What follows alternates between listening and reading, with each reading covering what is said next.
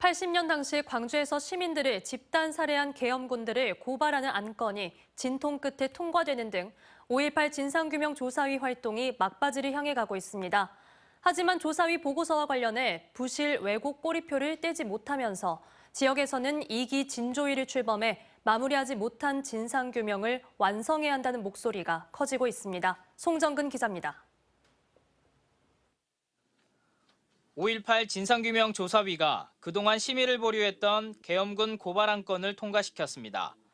위원들은 80년 당시 주남마을과 송암동에서 벌어진 양민학살과 관련해 최용 전 11공수 여단장 등 9명을 집단살해 등의 혐의로 상무 충정작전을 지휘한 종호용 당시 특전사령관 등 3명을 내란 목적 살인 혐의로 고발하기로 했습니다.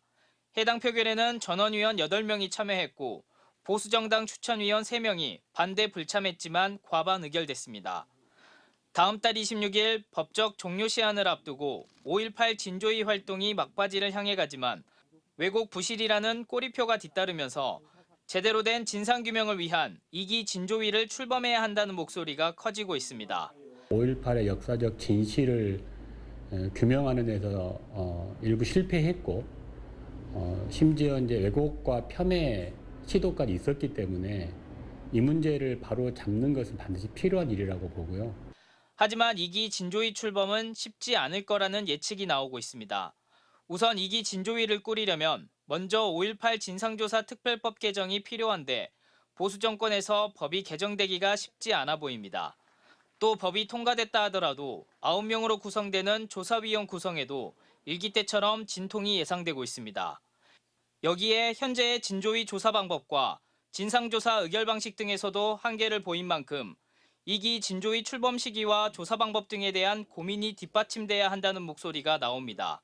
민주정권 하에서 구성된 진조위에서도 이 정도 성과밖에 내지 못했던 상황인데 이 보수정권 하에서 진조위가 추가로 구성될 경우에는 왜곡의 위험에 더욱 노출될 수밖에 없다는 생각 가지고 있습니다.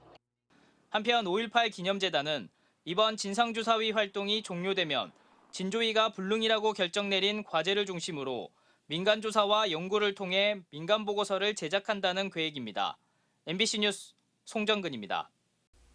언제 어디서나 내 손 안의 뉴스. 광주 MBC 뉴스 유튜브 구독으로 함께하세요.